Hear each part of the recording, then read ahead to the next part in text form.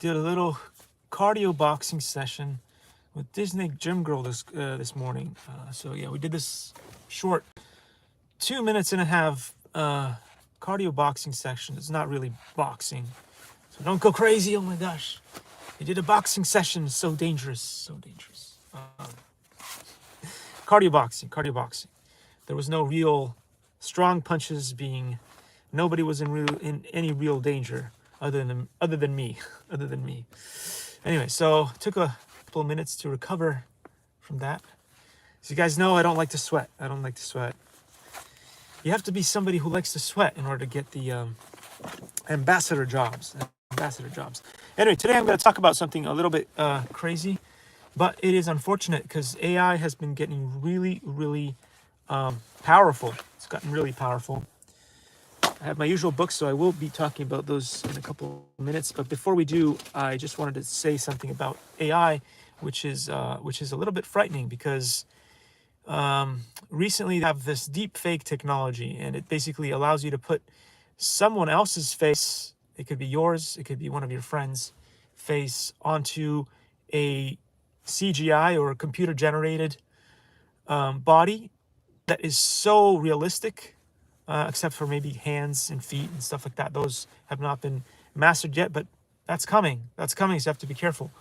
And it is now a big problem because they could create all kinds of different content with your face on it without your knowledge. They could be making money off of you.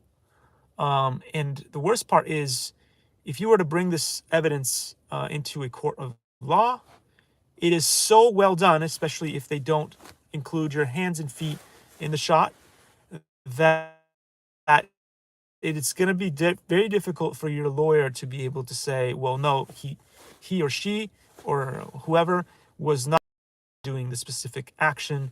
And so this is really serious, guys. You have to worry about this. AI not only has already destroyed the art industry for the most part, it's if you are a painter or a caricature artist and a bunch of other things these days, people could be submitting work that was done by AI that is even better than what you can make.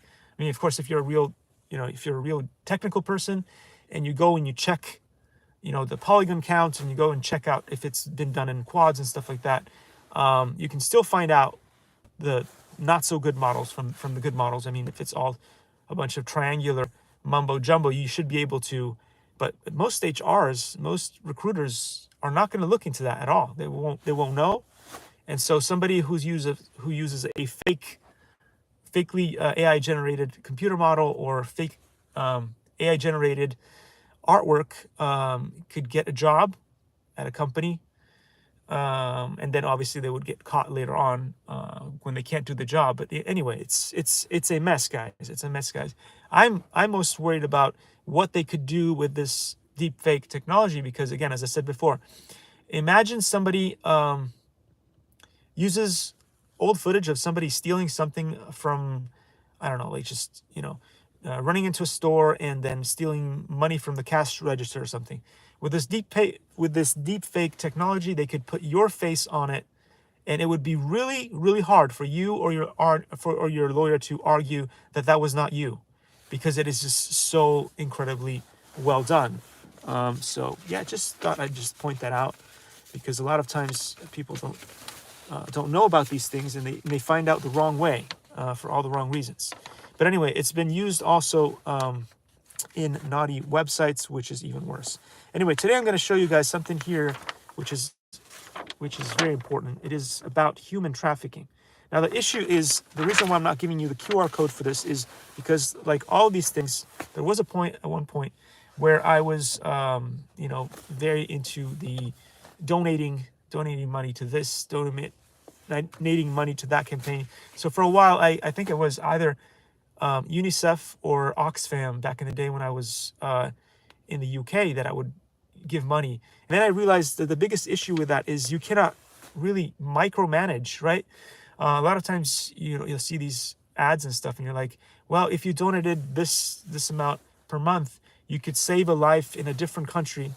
And you're like, yes, let's do it. I want to so badly. But then you have no real way, tangible way. Like, You know, if you were doing that and then you got like live streams, weekly reports of live streaming stuff where you got to see how the money that you gave to that particular campaign was being used, and you could see, maybe you could even make a connection with a life that you were saving, perhaps in a different country or even in your own micro community or whatever it is, then that makes sense. But you know, I see these posters all the time and I'm like, do you want to solve the problem, or are you just, you know, giving away money but you're not really micromanaging the money that you're putting into? So you don't know if actually, a lot of times when you put your money in campaigns like this, they go over to like other countries and stuff, I won't mention which ones, and then they end up in the hands of the people who cause more problems to those people than you're actually helping.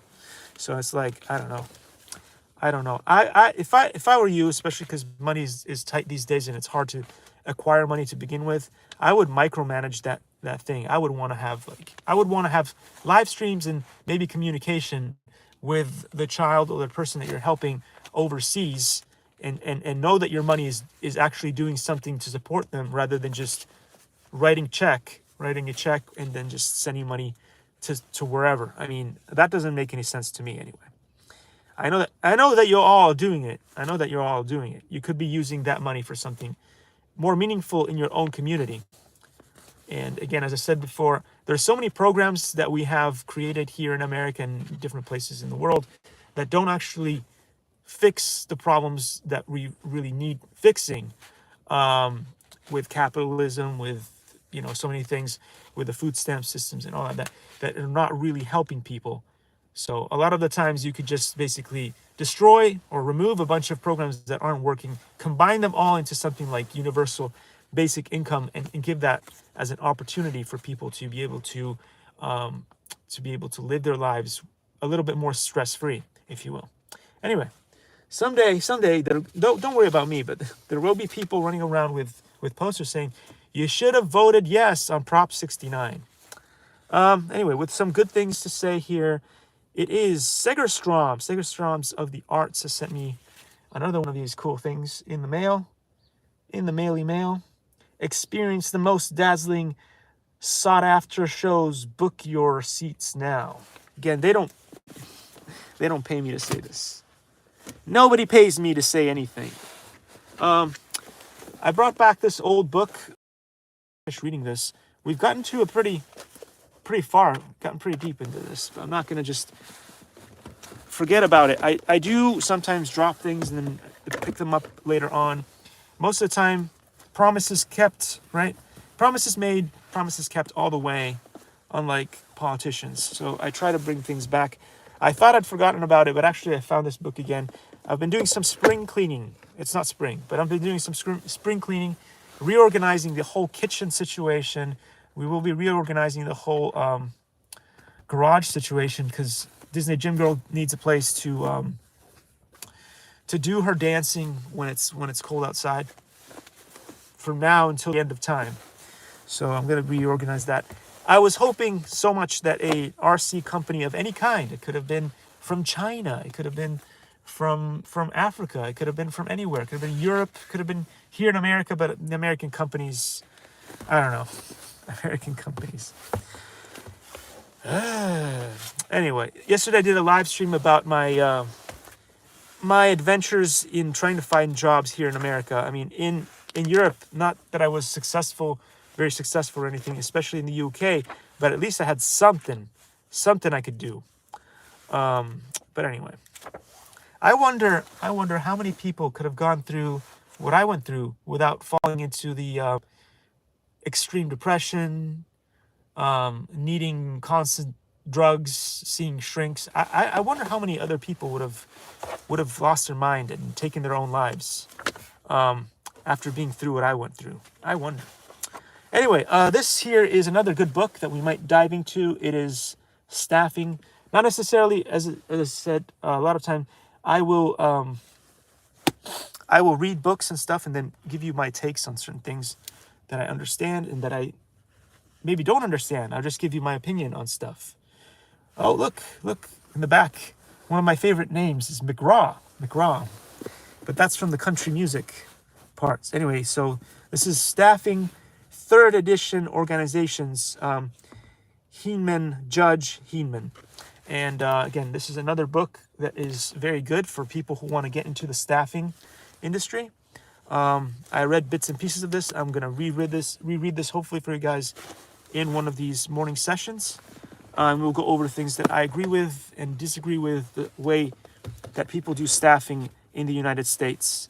And one of the biggest issues with the United States is that we are so pre-programmed by all the Netflix and the TV ads and stuff like that. All the game shows, one of which I've been watching recently is The Circle. But then there's a lot of other ones. Some are more like motivating, like I would say Iron Chef is more motivating. Some of the ones are like good. What was the other one? Forged in Fire and a bunch of others that are actually good, I would say. And other ones that I feel are like really, really, really cutthroat. And the problem is that all of these shows and all of this brainwashing that you guys see from TV ends up being brought into the workforce, into the workplace. And so it makes the workplace really, really stressful. And it's about like being top dog all the time. And it's about like sometimes sticking it to your other employees so that you can get ahead in life. And I feel that that is one of the issues that is really, really prevalent in the US and in the workforce in the US. Not so much in Europe and not so much as we've seen from that really nice guy, Ryan Freeman. Ryan Freeman is showing us some of the cool things going on in the Taiwanese. Again, Taiwanese is a democracy. It is not a communism or fake communism. Basically, China is not a communist country. It is a highly capitalist structured country that hides behind the word communism, but it's not communist. Anyway, so in Taiwan, at the very least, it is very democratic. And as you can see from his videos, they're actually, I guess, much nicer in the way that they create jobs and stuff in Taiwan. And one of the questions is going to be like, well, maybe if you like it so much, why don't you go there? It could happen in the future. Who knows? If this situation continues the way that it is, and I'm never able to do anything with the YouTube and blah, blah, blah, and social media ends up being a complete disaster for the next 20 years, there's a good chance that I might leave the US overall. It would be a pity. It would be a pity because it took me more than half my life to come back here and become a US citizen and be able to say, I'm an American, I've got rights. And then it's like, rights. You can't even put your hands all the way up there saying, I got rights, the right to work. It feels like it feels like a lot of times that I was, that my biggest sin was to be born. And then living the consequences of being born. And then, I did whatever I had to do. I lived in many different countries. And now I finally made it to America. Yes, I'm an American. I have rights. Okay. Fantastic, isn't it? Anyway, guys. So the cool thing that you guys should think about is, especially in the world of technology, I've been watching some fun things going on. There was a really good thing yesterday. I watched the live stream between Original Dobo, Ken Dobo, and Eddie Nunez. They had a really fun show. I'm not going to spoil their amazing live stream. Go check it out. I thought it was really fun. As usual, they gave us a lot of good information about drones, potential new things going on in drones and 3D printing, and it was just, I don't know. They're always good. I always give them a shout out for that. There was also some cool stuff going on with PBD, Valuetainment, that I was taking a look at. Again, I talked about Ryan Freeman today. The latest and greatest, I think there's a Captain Drone thing going on. Oh yeah, it was kind of funny. Like Ken Dobo said that he finally received, I think it was an e-bike. I don't know. We'll see if he actually did receive an e-bike, and if he does a review on that, or maybe that was just an inside joke. I don't know. We'll see. And I think that Eddie Nunez received, I'm not sure if it was a scam or something, but one of those funny like VR headset things. So anyway, that was quite hilarious. You guys go check that video out. What else? What else? So I said PBD did a really interesting. He does a lot of very interesting things. The things that I like the best about the Pet David show, the Valuetainment, is that he likes to have debates with people, and it's not always like trying to overpower the other guy, or it's not always about like sticking it to the other guy. It's just he asked very good questions, and then he lets the other person speak so you can get to the bottom of things, and then he will keep poking so that he can get the right answers out of people. But he's not trying to direct someone to say something that he wants them to say. It's more like when you're trying to find, when you bring on the politician or whatever, and they keep like running around in circles trying not to say what they're supposed to say, he tries to get it out of them that way, which is really good. But also he lets people speak, which is nice. So you get the real opinion of what they want to say, and so that creates value. It's not something that is widely open in the modern world. If you're trying to do like have a conversation with people over like even text on the YouTube channel in the comments section, it is so hard to find people to talk to and stuff. It is like so messed up in these days. So YouTube is like one of the worst places. Actually, I discovered two new apps. I'm gonna test them out for a little while and then let you guys know. But it looks like there is something that is similar to the old Yahoo Messenger or the old ICQ, but it's kind of like a group chat system that they have nowadays. And there's two different new apps that do this pretty well. One that is more like global, and that one is more like community based. So you can get together on this site, and you can actually have meaningful conversations with people. You don't know who these people are. You don't have their faces or anything like that, but you can actually have proper interactions in a chat system, similarly to what you would have if you like. I think it's still active, but let's say if you needed to do customer service issues with eBay or something, or Amazon, I think they still have those in place. They're very hard to find, but when you're actually able to connect up and do a live chat with those systems, it is pretty good. You can actually talk and have a meaningful conversation with a real person, and not an AI or not an automated system, which is just so frustrating for me. And a lot of times on YouTube, even when you're trying to speak to people and have conversations through the comment section, it feels very scattered and very difficult to get like interactions in real time. So that's one of the biggest issues that I have with YouTube, where it's really failing, to be honest, because nowadays it's just like, well, I want to create this sort of community thing that's going on, etc. And you have to rely on maybe bringing all your people over to a Discord chat. It's so scattered. Or bring people over to your old Facebook account, or it's a mess, and it's not really very, very well put together if you want to actually do a business or anything. So some people have made it work, but it's not ideal. It's really not ideal.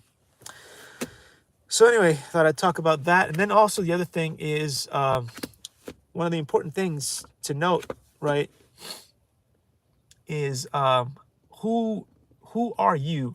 And also I talked about the Saucecast. Saucecast is another interesting thing. Apparently they're going to make a new Saucecast that is kind of separate from Valuetainment itself. So they said that there's going to be a new one there. I don't know much about it, other than I saw the latest Saucecast with the great Natalia and Adam, and sometimes they have new people in the show doing the editing. So I don't know who's the master of editing back there, but I usually just give a general shout out because I don't know who's in the background there.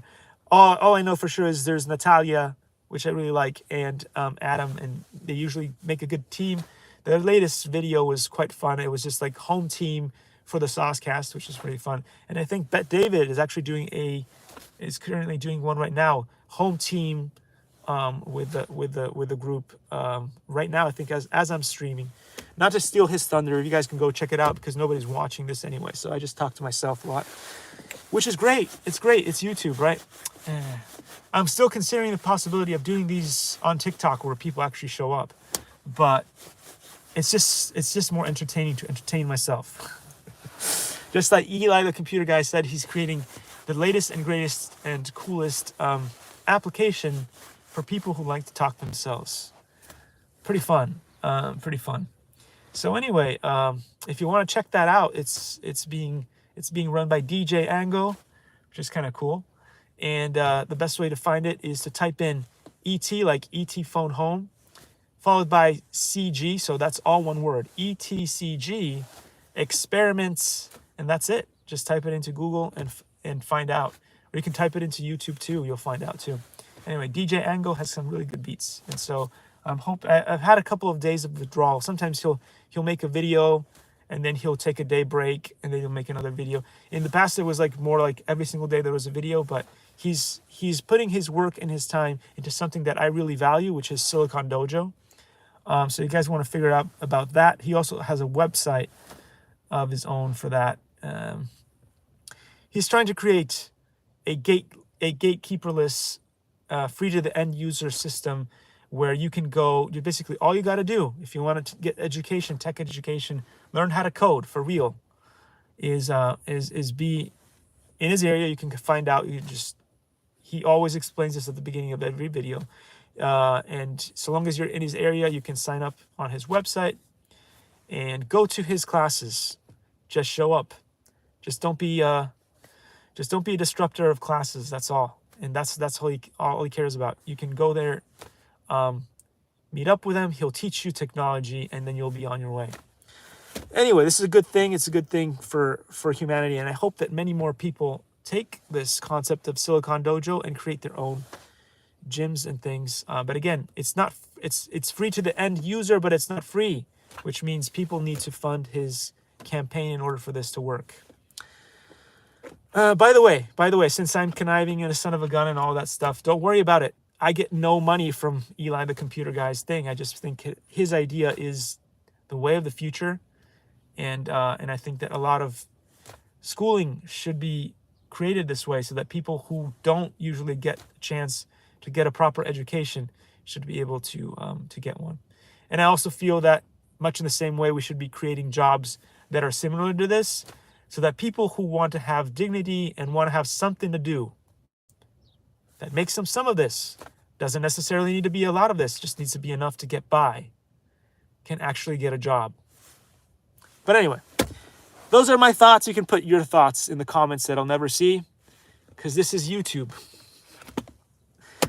You know what I should do? I should stream on this and then do what a lot of other people do. They stream on the YouTube, and then they go on the other apps and they will run their stream that they did on YouTube on places where people actually look, which is the other platforms such as TikTok.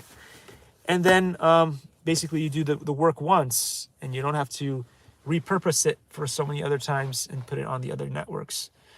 That could be a way. That could be a way of making this work.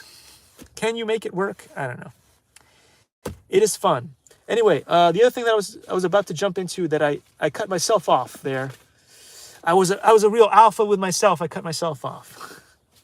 Was who are you? Who are you? And then after that, we're going to jump right back into CFA and the other book that I brought today. Who are you when nobody's watching, right? Are you on the naughty websites?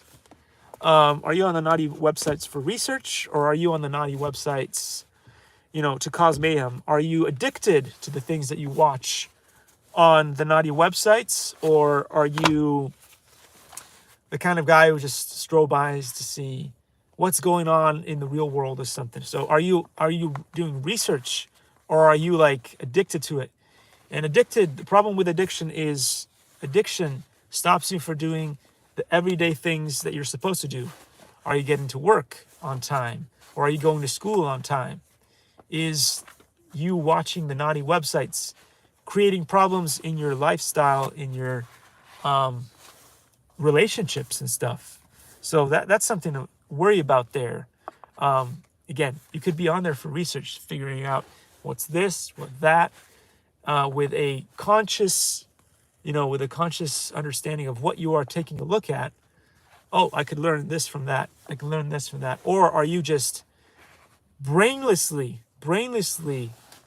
engulfing this information? And then the other issue is the same issue that happens with the thing that I always say, hey, that Hollywood Disney magic, it applies to the naughty websites as well. That Hollywood Disney magic. Are you learning the wrong habits and things from what you're learning on the naughty website?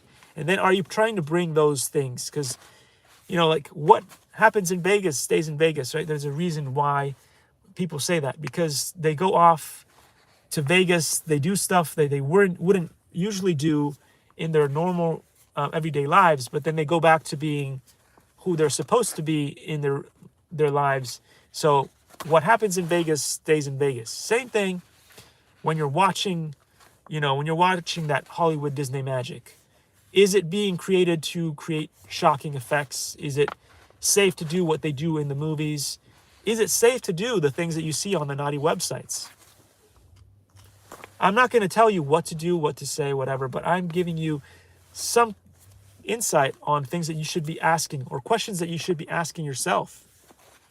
Because if you were to think about and you were to research, for instance, what a certain lady that used to be in the industry will tell you is that, you know, she's been dedicated to rebuilding trees, regrowing trees and stuff. So I don't have to say her name. You guys can figure out who she is. You can do your own research. But anyway, she's been saying some stuff which is really important. And it's the same stuff that I've been saying is what you see is a fantasy. It's a fantasy, right? Hollywood Disney magic is fine so long as you understand that it is a fantasy. The naughty websites are a fantasy as well.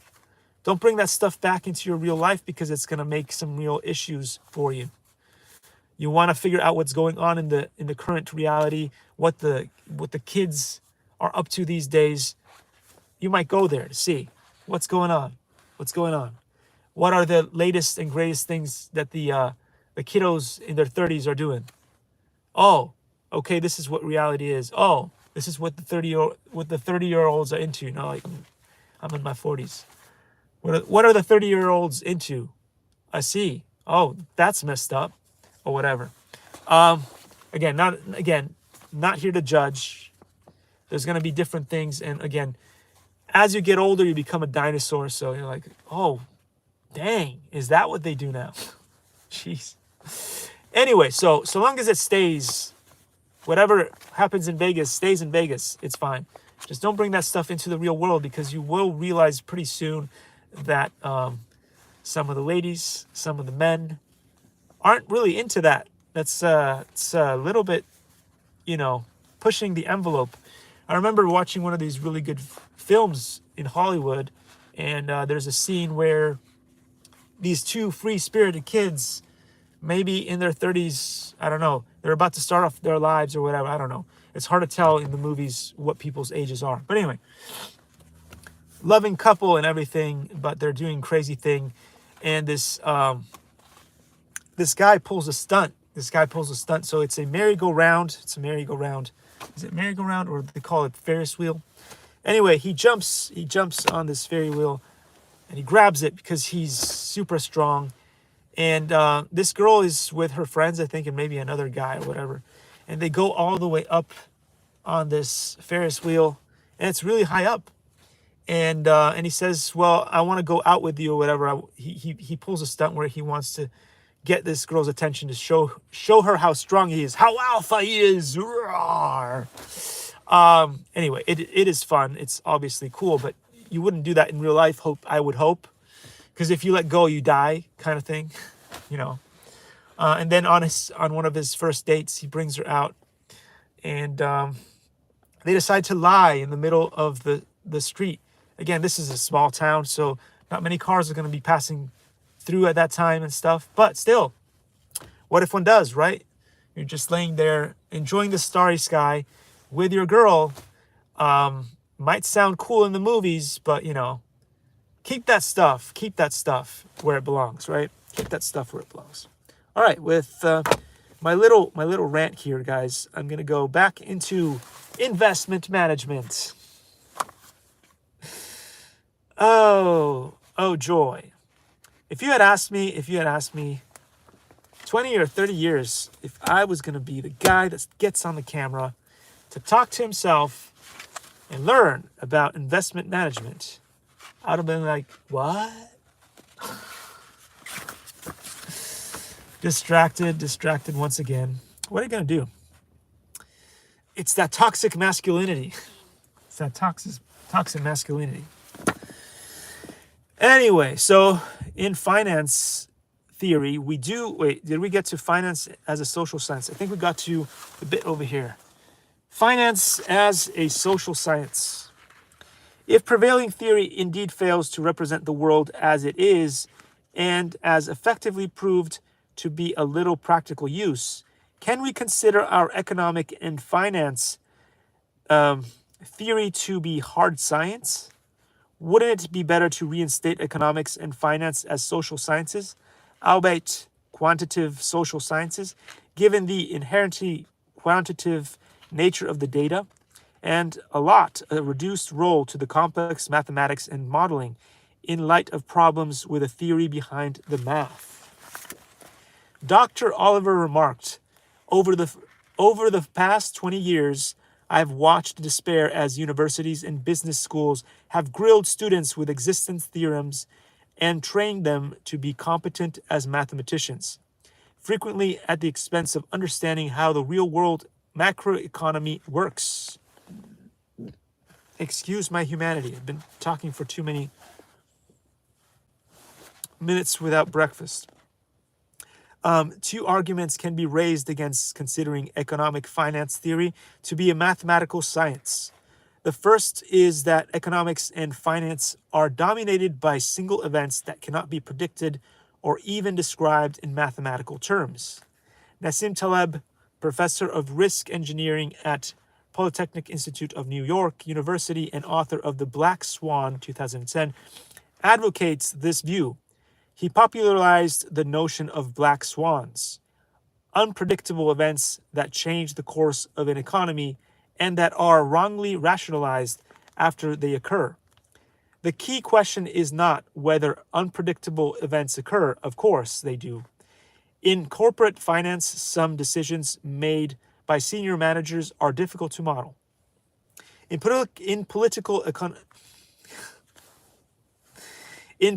economics, some key decisions made by heads of state or central banks are difficult to predict.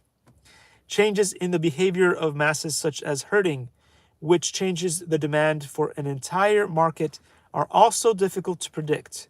The crucial question is whether these events can be handled with statistical techniques or whether the complexity of economic system makes individual events critical for the future development of an economy or markets, and thus not susceptible to statistical treatment. The second argument in favor of considering finance to be more social science than a physical science is that the dynamics of economic financial phenomena are simply too complex to be captured by mathematical formulas, at least with today's mathematics. Or perhaps the phenomena are too complex to allow a parsimonious mathematical description. But this characteristic, the proponents of reduced role for mathematics argue, does not imply that we cannot make empirical, meaningful economic statements outside a mathematical model. This camp observes that economic thinking existed well before the mathematization of economics and finance. This is a good tongue twister. It's a good tongue twister exercise for me. Basic economic ideas can be explained in plain English, and reasoning on economic financial facts can be done without formulas. Russell Napier, a consultant with CLSA Asia Pacific Markets and author of The Anatomy of Bear, Lessons from Wall Street for Great Bottoms, 2005, argued, finance is all about establishing value. To do so, we need a better understanding of humans. We need to remove finance from the field of science and place it more in sociology. Sociology today can be used as a predictive force, but a field for learning. Sometime in the future, finance might migrate back to being science, but we cannot afford to have more theoretical cul-de-sac, which is, I guess, similar to a dead end, I guess. I don't know. Why did I have to make it all Frenchy? Anyway, so we cannot afford more problems deriving from spurious certainties often inherent in the pricing of derivatives. Similar views have been expressed by others. For example, British economist John Kay, 2012, wrote, "Economic behavior is influenced by technologies and cultures, which evolve in ways that are certainly not random, by which cannot be described fully or perhaps at all, by the kinds of variables and equations with which economists are familiar. Whether we view our economic and finance theory as a hard science or as a social science influences what we teach, which we explore in Chapter 3. Commenting on the present-day emphasis on mathematics in finance programs, Dr. Oliver remarked, "Many of the recently introduced programs at business schools and universities with a concentration in mathematical finance are divorced from events in the real world. We are producing economists who can give you an equation for everything but who lack any broader knowledge. Economics is a social science and not a physical science, and as such, it needs to refocus on core social science values. Even proponents of the use of models in investment management caution about their use." Professor Leo remarked, "For me, the problem is not the application of mathematics in areas where we do not have a strong theory. This is rather healthy. We need models, mathematical, philosophical, sociological, to act as frames of reference if we are to tackle any significant question. The real problem is the application of mathematics in areas where we do have strong theory. Our financial economic theory makes strong assumptions to derive strong results. The problem is that these assumptions are often unrealistic. However, we often lose sight of this fact because the appeal and apparent universality of the strong theory we have developed. The existence of a strong prescriptive or normative theory necessarily generates overconfidence and leads to the application of the wrong type of conceptual tool, be it mathematical or sociological." Professor Leo cited as an example of the pricing of collateralized debt obligations, CDOs, for which he said, "We do have a strong theory, no arbitrage pricing via hedging replication. That enabled us to the past to use advanced mathematics confidently. Unfortunately," he added, "the structure and nature of CDOs did not satisfy the fundamental assumptions, which led to disaster. Can we have meaningful empirical knowledge even when mathematical modeling is not possible? The answer is clearly yes. For example, we can describe fairly well in plain English the process of growth of a tree, even if we do not have a detailed mathematical description of growth of trees. Generally, we can say that many levels of description of phenomena are possible. We have many levels of coarse graining in mathematical descriptions, but in addition, we have descriptions in natural languages that, although less precise than mathematical descriptions, are still meaningful. Forcing mathematization can also impoverish, not enrich, knowledge. The imposition of mathematical language may make important facts impossible to convey. Professor Leo believes that economic thinking became poorer in some aspects just as it was becoming more structured and precise in others. He cites the work of Frank Knight, 1921, who introduced the distinction between risk and uncertainty, and John Maynard Keynes, 1936, who introduced the notion of animal spirits. Yet, Professor Leo commented, finance theory tells us a different story. Uncertainty can be viewed as idiosyncratic risk and diversified away. The only source of return should be related to market risk premia and the scaling of risk exposure. Let's see how much more we got here. Got one more page. So more than simply a social science. Let's look into this real quick. Although some argue that economics and finance should be considered as social sciences, others argue for stricter adherence to the paradigm of empirical science. Again, the impact on the culture, the impact on the curriculum is not negligible. The discussion of the role of mathematics is scientific. Inquiry is not new. The entire development of science was marked by a debate on the use of mathematics. Galileo Galilei was the first to state that science was inherently mathematical. In his The Assayer, Galileo 1623 wrote, "The book of nature is written in the language of mathematics, and its characters are triangles, circles, and other geometrical figures, without which it is humanly impossible to understand a single word of it. Without these, one is wandering around in a dark labyrinth." A lot of this actually goes back to some of the things that I talked about with martial arts. There are lots of triangles that are created when we use our bodies in order to create strong things. Yo, what's up? Somebody just showed up to say hi. Hi. So this statement was prophetical, but in advance of its time. With the mathematics known to Galileo, one could not have formulated modern physics. Only later, with the development of calculus by Gottfried Leibniz and Sir Isaac Newton, did mathematics acquire the tools for formulating mechanical laws in mathematical terms. The publication of Newton's Principia Mathematica in Principia Mathematica, I don't know. Anyway, in 1687 marked the beginning of modern mathematical science.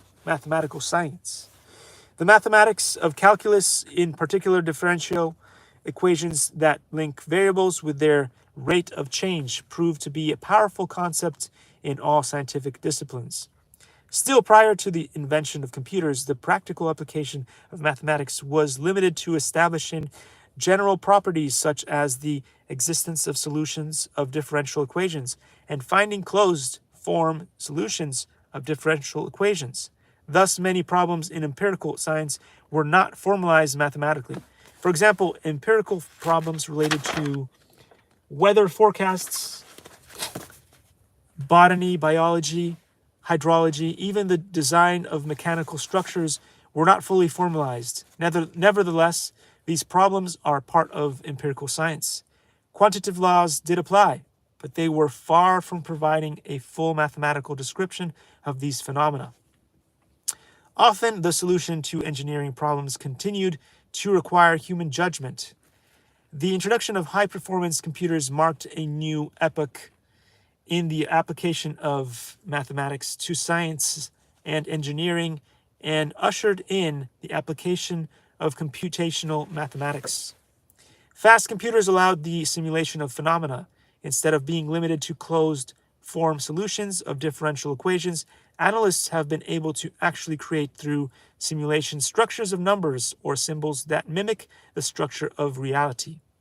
This ability greatly increased the number of areas for the practical application of mathematics. Today, we can simulate with amazing accuracy the behavior of large-scale objects such as airplanes or natural events such as tornadoes, and possibly because of the use of mathematics in science is subject to evolution, reproduce some human cognitive functions. I guess to some extent we have that in AI. TensorFlow and a bunch of other things can be used to applied to AI to do a bunch of things that are useful. But anyway, many complex phenomena, however, remain beyond the ability of detailed mathematical representation, and for various reasons, including chaos and sensitivity to initial conditions, object complexity, the extent to which the phenomena is close to randomness, and because we do not know the laws in this case. So there's a lot that you can do with this, but some things are going to be missed because you can't calculate for every possible scenario, right?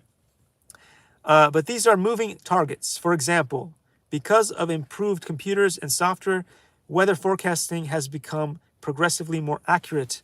But as we all have noticed, it can still be wide off the mark. Professor Logue compared our ability to forecast using the economic finance,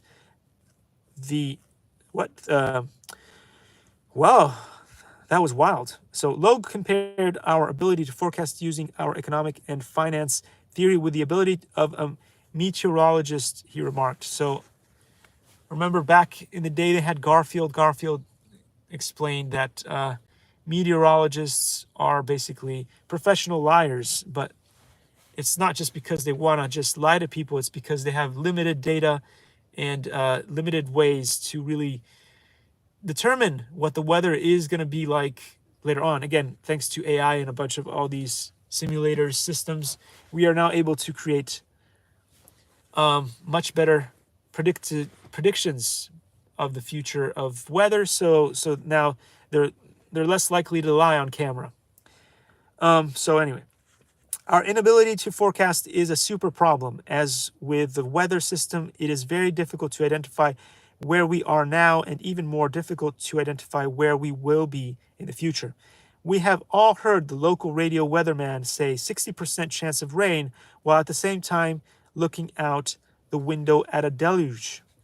David Colander, professor of economics of Middlebury College, Vermont, gave the argument a twist. He remarked, 2009, the problem is not that economics is too mathematical. It is that the mathematics we use in economics is way too simple to capture the complexities of economic interrelationships, which is what I said before. You cannot account for every single thing that happens and predict everything that's going to happen. If you can't put all those variables into the model can't give you a realistic outcome.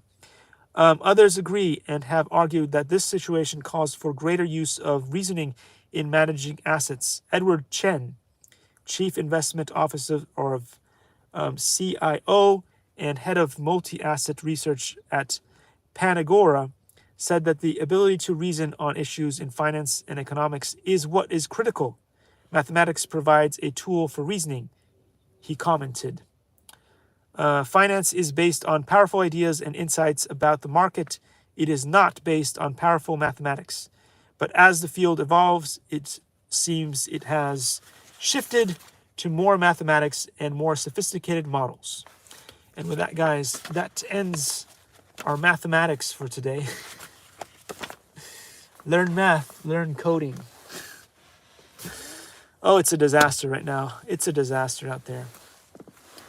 It's a disaster out there. I wish it wasn't, because the hope for humanity was that coding would be the only place that was not going to be affected by financial crisis, by all kinds of pandemics and stuff. But apparently, Elon Musk drove the last nail into that coffin. So who knows what the future will bring? Because for a very long time, the one area that you could always count on was learn to code, and you'd be fine. Because that was a stable career for a good part of maybe 15 years. All right. So that's it. Oh, wait. Did I just put away? I should just put away. Yes, as that pesky, conniving son of a gun always does. He always does. He does a gaffe. He makes a gaffe. He does something out of the ordinary. I was supposed to read a couple of pages, maybe just a page from Cucinare, Voglia di Cucinare, which means that you have the not the audacity, but the will or the want to cook. Want to cook? Anyway, cocktail classici e esotici. Ampersand esotici. Gosh darn it. All right, let's go. I grandi classici. Per la corretta preparazione dei cocktail, vi consigliamo di rispettare il più possibile le dosi indicate nelle ricette delle prossime pagine.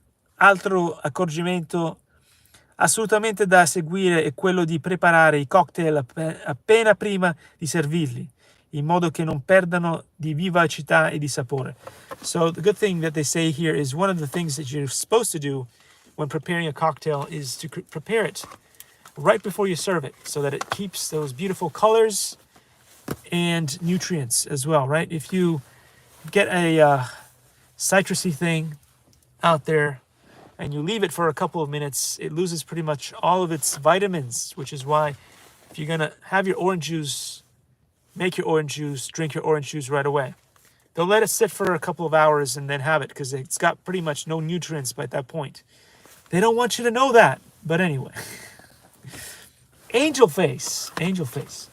It's not like my face. I have that famous resting ankle face. But this is angel face. The ingredients that go in here. Ingredienti. Un terzo Calvados. Un terzo apricot brandy. Un terzo dry gin. So it's 1/3 of all these things. Raffreddare lo shaker e scolare l'acqua a eccesso. Versare nello shaker il gin, poi l'apricot brandy e infine il calvados e unire qualche cubetto di ghiaccio cristallino. Agitare bene per alcuni secondi e versare filtrando con lo strainer in una coppetta da cocktail. Sembra che questo cocktail digestivo buono, anche lontano dai pasti, sia stato inventato a Parigi negli anni della Grande Guerra. Look at this. This is what's talking about. I'm not going to translate it for you. You can Google translate it, or maybe YouTube is already translating it for you. If you have subtitles, who knows? Who knows? It's unpredictable, just like the weather. Alexander, so it says ingredienti. Un terzo cognac, un terzo crema di cacao scura. Miscelare nello shaker il cognac e le 2 creme con ghiaccio cristallino.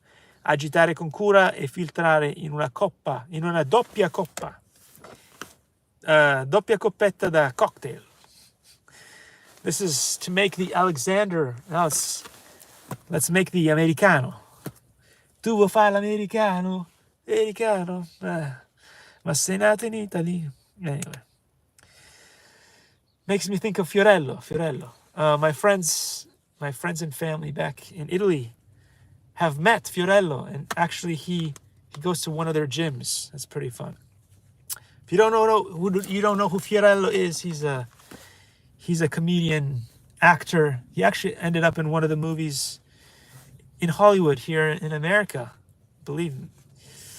What a singer. What an entertainer. Anyway, so ingredienti. Half, which is mezzo vermouth rosso, mezzo bitter Campari soda.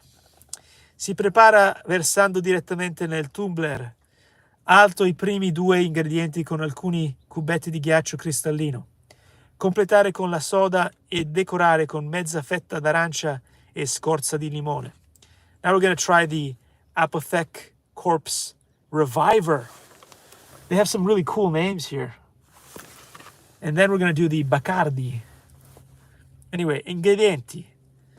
3 decimi crema di menta verde, 3 decimi Fernet Branca, 4 decimi cognac. Si prepara nel mixing glass con ghiaccio cristallino e si serve nella coppetta di cocktail ben fredda.